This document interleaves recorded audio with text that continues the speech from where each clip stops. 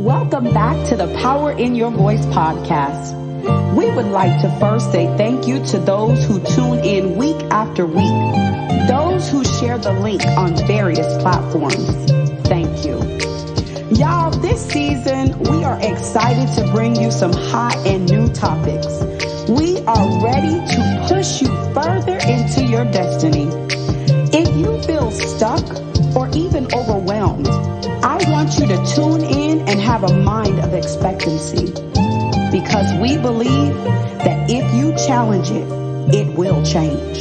Welcome back to the Power in Your Voice. This is still your girl, Dr. Linda. I pray that you got some type of information, still talking about the time is now. I have Miss Sandra Anderson on and the LP ministry team that is on. We're going to dive right back into this again. And my son Wes is here to help me navigate through it, you all, to help us get some knowledge on what's going on in our world today. We are needing powerful voices. We are needing powerful people, because some of us, and this is not to throw stones at anyone, but some peoples that are leading peoples are not even exercising their right to vote. And we want to encourage you. We don't want you to sit back and see the world be challenged the way that it is challenged, and you not go out and make something happen, or even encourage your peoples to go out and vote. Not to tell them who to vote for, but to go and exercise their rights. So as I said, my son Wes is here. Wes, what would you say to the people that are having a hard time voting, and what should they pay attention to and still be respectful to the candidate? Give me some weigh in on that right there, Wes. Well, again, Dr. Linda, as always, it's a pleasure to be on, and thank you for the opportunity to just share some thoughts on this particular topic. Well, the first thing that I think about is if it's somebody that is already battling or having a hard time with going to the ballot box, the first thing that comes to my mind that I would want to do with them is just encourage them to have a better understanding of why their vote counts and why their voice matters. Because if they don't see that part, then they're really, to me, they're not even really going to care about what the candidates have to say. So the first thing that comes to my mind is I want them to understand the importance and the right. It is a right to be a voter. And we know that there are different things that happen when people lose that right to vote. But as long as we continue to carry the right to vote, then our vote and our voice matters. And I know that, somebody might be saying, well, it's just my one vote or whatever, but that one vote could be the thing that could turn the tide. So that would be the first thing that I would do, is to say your vote counts, your voice matters. Please, do what you have to do to get smart on the issues, to get smart on the candidates. There's a website out there, I think it's Ballotpedia. And if you are wondering about who the candidates are and you know who the representatives are for your particular district, or which seats are up for election, you can go to that site and it'll give you for the House of Representatives and the Senate as well. And as we know, during the midterm elections coming in November, all 435 seats in the House of Representatives is up for grabs. And in the Senate, as we know, there's 2 senators per state. So a third of those seats are going to be open or up for re-election. So it's important that, again, one, that we understand and we see the importance behind the vote and the power behind the vote. And I was thinking about this during our last podcast, is that, to be honest, there are many battles that are won at the ballot box. And it's so true when they say that the pen is mightier than the sword. So when we exercise our right to vote and we take that battle to the ballot box, man, we can win some major battles. Legislation and laws Yeah. have been changed because people took the time to go and vote. I looked up something the other day, because I was wondering, how are laws made? And laws actually start out from an idea. Somebody has an idea, and then in the House of Representatives or in the Senate, they take that idea and they present it, and then it becomes a bill. And then both houses of Congress will vote. And then that's when, if it gets approved, they get enough, votes, then then it goes to the president, and then it could become law. But if people don't, take the time to get the person in the seat that can make the changes happen, then we're kind of left with whatever comes, whatever happens, then we just kind of stuck with it. And I know that every person we vote for may not be the person that goes into office, but at least I took the time to vote. And then I might not have got it this time, but if next time, it just might be my time. And midterm elections happen every even year. So if I don't get it this time, then the next even year that comes around, then I'm going to exercise my right to vote again. And my candidate just might be the one that makes it in the office. So that's what I would say, Dr. Linda, is first is to help them to understand, the importance of having that right to vote, retain that, keep it, exercise it, and let your voice be heard at the ballot box. Thank you, Wes. I appreciate that. Miss Sandra, what do you have to say about that? Getting, people's down and to that place to vote that, they just may feel like, hey, I have a hard time going to the poll. I don't think that it really matters. Come on, weigh in on that for me. Okay, there's approximately 335 million eligible voters. Out of that 335 million, only half vote. So we already know that half of them have their mind made up whether or not they're Republican or Democrat. We got to reach out and get the ones that don't vote. And that's a lot of people, over 167 million people that do not cast a ballot either way. We need to stop sitting on the fence because these legislations it's too important for us not to get up. Just like with Social Security. Okay, they're saying that in 2035, 2030, within the next 8 to 10 years, there will be no more Social Security. There's people actually saying, oh no, they can't take my money away from me. I work for it. If you put the wrong people in office, you're going to lose your Social Security check. Now, how many of us can survive, even though you might get a little retirement check, you still need that Social Security check just to persevere and maintain what you already have. So those are the ones that we really got to reach out for to see, like I said, either way, stop sitting on the fence. Right now, we all got to get off that fence. Whichever way you decide to vote, cast a ballot because we need the voters. And that's the main thing, is people willing to get out to do the work. Make us better. And I love it because you have your statistics, you know what you're talking about. And so if they can hear us on this podcast, we are trying to reach out to our listeners, and we are asking our listeners to reach out to others and start paying attention to the candidates. Y'all, they gave us the numbers of how many seats are open.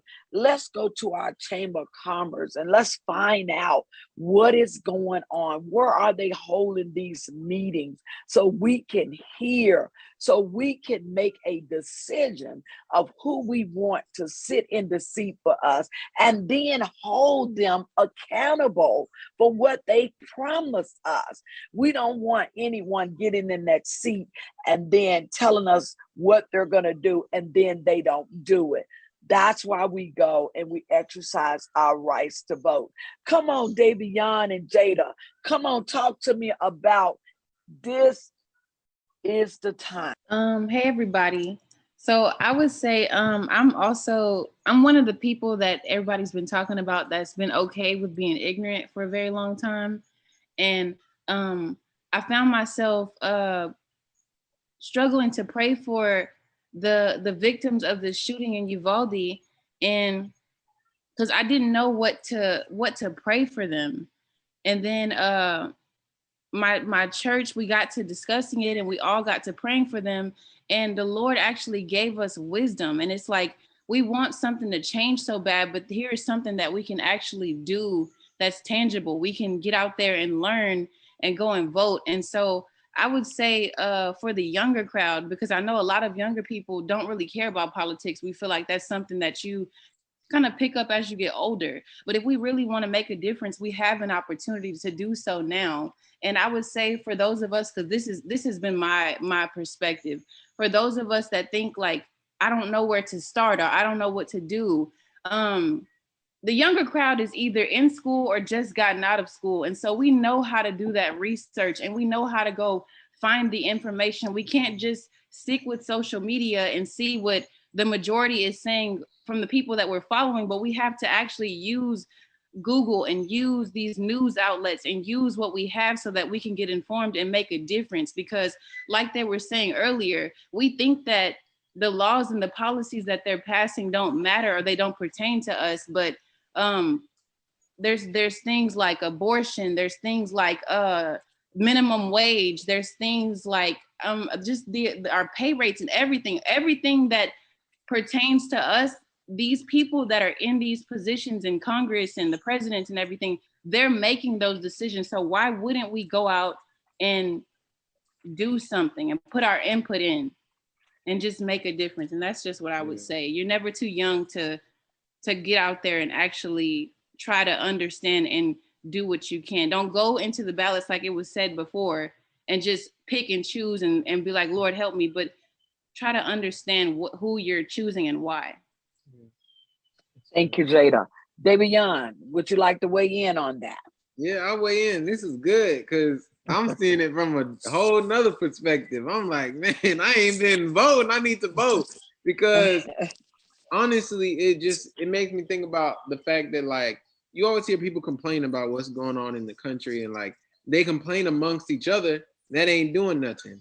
And what we need to do, like Miss Sandra was saying, was we have to go and see what these, what's going on locally and give our opinion there and vote and do that, because us talking to each other, that's not doing nothing but it's complaining about all kind of stuff, whatever it may be, whoever may be in the chair. And it's like, I just think that because even when I knew what we were going to be talking about, I was laughing because I was talking to my mom and I was told the topic and I said, we ain't voting for presidents again. And it ain't just presidents. I literally said, we ain't voting for president. Why are we talking about this right now? We're not voting for president. It's so much more than that. And I'm reminded of in scripture when King Jehoshaphat, I'm not gonna give the whole background, but he appointed judges to be in their seats because that mattered. And that it applies to us today. We might not be one king who's appointing different people to sit in their chair, but it's like we have the power to vote, and that's kind of doing the same thing. It just takes more of us to vote and that kind of thing, but it matters. So that's what I believe. I love that, Davion. We were just talking about how people just love to talk with one another. And I'm a true believer in this. Stop talking around people that doesn't matter. What do you mean by doesn't matter? That cannot make a difference. Peoples that doesn't have a voice, peoples that are not voting, and all they're doing is complaining. My son Wes said it. Y'all, let's put that pen in our hand and let us go and make a difference. Miss Sandra brought up something that's so profound because, a lot of young people don't think about this Social Security, but we got a lot of elderly people that's saying, hey, if we don't get out and we don't exercise our rights, our children that are young, that don't think that it makes a difference, you're going to have to take what you have to help even just take care of us. If you love your moms, if you love your father, if you love your family. So let's get out and let's make this difference. Come on, Jalen, let's weigh in on this. The time is now. I just want to kind of back off of what Davion was just saying, because it's funny how he thought that we were talking about this at the wrong time because it's not the presidential election season yet. But it is so much more than just the presidential election because I wanted to talk about how voting for members of Congress is important because each state has a different number of Congress representatives allotted to them. And so the members of Congress, they're actually the ones who create and pass the bills off to the president. And when the bill is passed to the president, he or she can either sign it and make it a law, or they can strike it down pretty much. So when you are, before you get to the presidential election, it's important to know who's sitting in Congress and who's representing your state because you need to know what their beliefs are, so that way you know that whatever laws or bills that they're creating align with what you believe in. Because right now we have so many different laws that are being passed. Not to get into politics, but we have so many laws that are being passed that a lot of people are not agreeing with. And if people would have been more cognizant of the Congress members that were being elected, or even just taking the time out to vote, because a lot of times people don't go vote because they don't want to stand in those lines.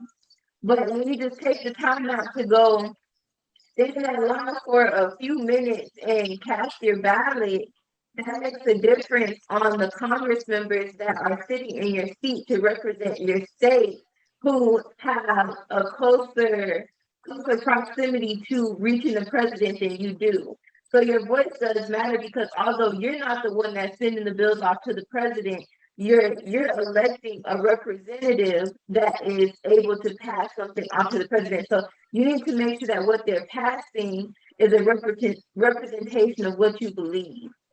Excellent, Jalen. That is so powerful in what you are telling me. Why people need to go and vote. And y'all, it is important for our young peoples. It is important for our elderly peoples. I know, as we said, it is not time for us to go and vote for our president, but that's not the only thing that we're voting for. Ebony, I know my time is running out. Come on, weigh in on it just a little bit. We are a military family, and we are affected by so many things that are happening in our world. Come on, talk to me. Just adding to what everybody's been saying, when you do research on, just finding reasonings, why should I vote? Like people say, I'm not being heard, but in reality, we are being heard. It's just you have to get out there to vote. You have to be involved with your communities. And I'm reminded of when people say school systems are bad. When we first moved to our new location, that's all that I heard was schools are bad. You need to put your children in this. And I happened to speak to one parent, and she said, it's not the schools. She said, because the teachers are doing what they can. Yes, it's the children. She said, but if you are an involved parent, then you don't have to worry about that. And it goes to the same as voting. If you are involved, if you begin to, when you get involved, just think about something that you're passionate about. You start pulling others. Girl, why you don't vote? Boy, why you don't vote? So it's something that we have to do. We have to keep in the back of our mind that if we don't vote, there's going to be consequences. If we don't vote for the person that represents our values, our morals, there's consequences. One of the ones that Miss Sandra brought out big time was the Social Security, even taxes, our pay increases, all of that. That's our money. So why would you not vote? Why would you not be involved in your community knowing what's going on? Because when they mess with money, I'm one of those people. You mess with my money, you got my attention. So I'm just, here to say voting does matter. And one of the things the last thing that stands out to me is our community depends on us. Our children depend on us. We're not just voting for today because we have the opportunity to stop things that we don't want, so that when our children grow up 10, 20 years from now, they won't have to deal with certain laws or certain bills that have been passed that, Social Security is one of them. we're trying to protect them from something as well. So it's very important for us to vote, even if we're just gaining that knowledge and that understanding about for our children. You know, our children could be the next president. And if they don't see us now involved, learning and voting, then how will they know that they have a voice as well? So that's what I would like to add to the conversation. That's good. Again, I thank all of our listeners. I appreciate you, Miss Sandra, for coming on and being with us and helping us to weigh in on this topic called The Time Is Now. As you have heard us say, I would like to leave this with you. The time is now. Go and get involved in your community. Get involved in the things that is going to matter for our future. Thank you for tuning in. I pray that this has been a blessing to you, because it's truly been a blessing to us. Until we talk again, peace out. God bless you. Love you.